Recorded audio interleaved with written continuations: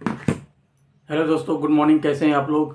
कल का match Rajasthan royal बनाम चेन्नई सुपर किंग्स, जहां पर राजस्थान ने टॉस जीतकर पहले गेंदबाजी का फैसला लिया और आमंत्रण किया चेन्नई सुपर किंग्स को बैटिंग करने के लिए।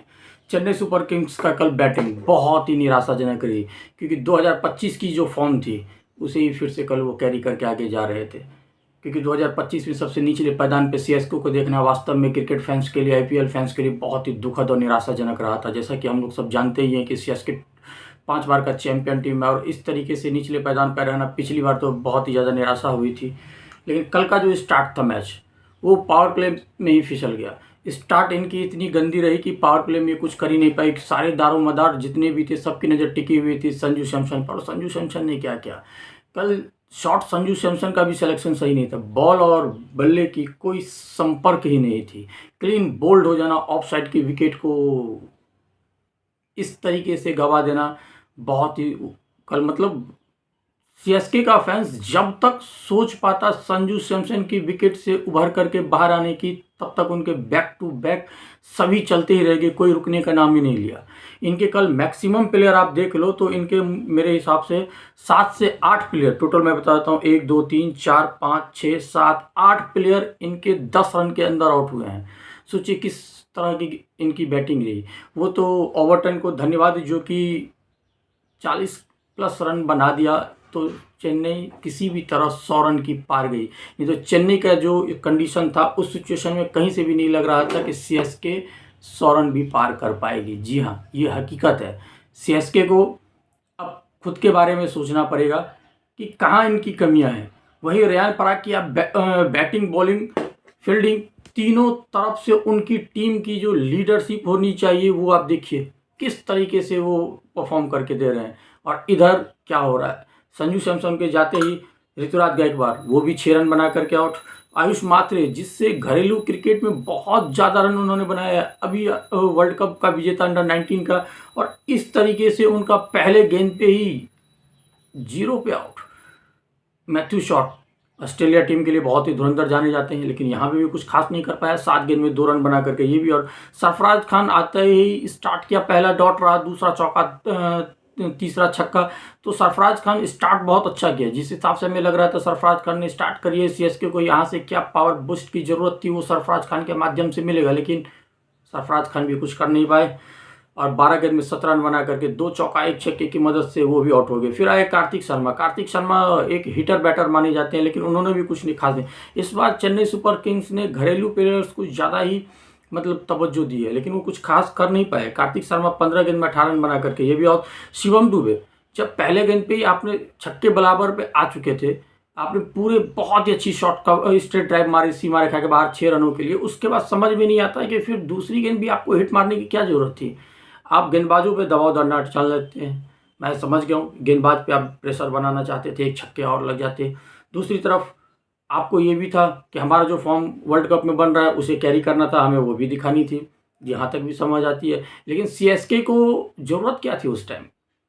सीएसके को ज़रूरत थी आपका टिकना, आपका रहना, क्योंकि अगर आप शायद 2-4 ओवर रह जाते तो यह रन बहुत अच्छे में तब्दील होता। इतनी लो स्कोरर मैच नहीं होता और वन साइडेड तो मैच नहीं होता। तो शिवम दुबे भी कुछ खास नहीं कर पाए।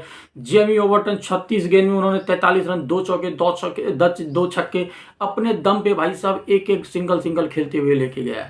लास्ट में उन्होंने अंतिम ओवर में जो रन तो बनते ही हैं, सबको पता है, तो उन्होंने किसी भी तरह, उसके बाद नूर अहमद 1, मैट हेनरी 5, अंबुज कोई भी कुछ खास नहीं कर पाया और इस तरह से 127 पे ऑल आउट हो गई इनकी पूरी की पूरी टीम। 20 ओवर में खेलने के लिए आए, स्टार्ट किया राजस्थान रॉयल के तरफ से वैभव सूर्यवंशी, अंडर 16 का लड़का, और यशस्वी जायसवाल साथ देने के लिए। इन दोनों की ओपनिंग पावर प्ले में, यही तो पावर प्ले की बैटिंग। वैभव सूर्यवंशी ने जहां पे 15 गेंद में 50 रन बना करके कीर्तिमान हासिल करी, नई रिकॉर्ड T20 आईपीएल में इस बार 2026 की सीजन में स्टार्ट करी है।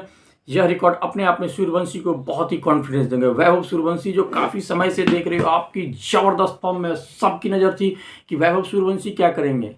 थोड़ी देर अगर ग्राउंड में रह जाते हैं तो सोचिए मैट हेनरी को जिस तरीके से उन्होंने छक्के लगाया, मैट हेनरी को जिस तरीके से चौके लगा रहे हैं, इतनी अनुभवी एक्सपीरियंस गेंदबाज, उसको आप इतना कॉन्फिडेंसली खेल रहे हो, तो इससे पता चलता है मैं वास्तव में वैभव सूर्यवंशी आने वाले टाइम का फ्यूचर है इंडिया का, क्योंकि हम उसी को नहीं देखते, हम तो बहुत ऐसे प्लेयर को देख रहे हैं जिस अंदाज से खेल रहा है। यशस्वी जायसवाल भी कल मैच्योरिटी दिखाई, जब समझ में आ गया कि वैभव सूर्यवंशी के बल्ले पे प्रॉपर आ रहा है तो फिर हम उस तरीके की क्यों आतिशबाजी खेल रहे हैं। वो भी सिंगल डबल करके खेल रहे थे और वो भी बहुत अच्छा साथ दिया। 36 गेंद में 38 रन, 3 चौका 1 छक्का। हाँ, डॉट गेंद उनकी कल ज़्यादा बहुत रही, 105 के स्ट्राइक रेट से थे, जो कि अक्सर दिखाई नहीं देता है यशस्वी जायसवाल का, लेकिन आई होप कि अगले मैच में वो रिकवर कर लिया जाएगा। वैभव सूर्यवंशी 4 चौके 5 छक्के 305 के स्ट्राइक रेट से खेला गया है। सोचिए, अब सोचो वैभव सूर्यवंशी इस अंदाज से खेलता है, इतना कम एज। अब तो देखना होगा आने वाले टाइम में जब वो जोफ्रा आर्चर तो नहीं में जसप्रीत बुमराह को कैसे खेलते हैं।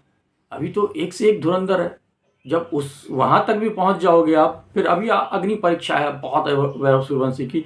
और मैं कहता हूँ इस अग्नि परीक्षा में खरे उतरेंगे अगर वो, तो तब के बहुत अच्छा निकलेगा ये, क्योंकि जिस हिसाब से घरेलू क्रिकेट में परफॉर्म, अभी वर्ल्ड कप में परफॉर्म अंडर 19 का, अब आईपीएल का स्टार्ट, क्या फॉर्म है बंदे का, क्या शॉट सिलेक्शन, सीधे सीमा के बाहर ही जाती है, सीमा रेखा के बाहर। उसके बाद ध्रुव जरेल और रेयान पराग की छोटी छोटी पारी, लेकिन ये दोनों नॉट आउट, अकम्बुज आउट कर दिए थे ध्रुव जरेल को, लेकर रेयान पराग नॉट आउट रहे, यशस्वी जायसवाल नॉट आउट रहे। और इस तरीके से इन लोगों ने 13 ओवर की पहली गेंद पे यह मैच जीत लिया। अब राजस्थान रॉयल भी पहुंच चुकी है अच्छी का, तो ये राजस्थान रॉयल भी एक मैच जीत चुकी है, उधर मुंबई में, उधर आरसीबी भी।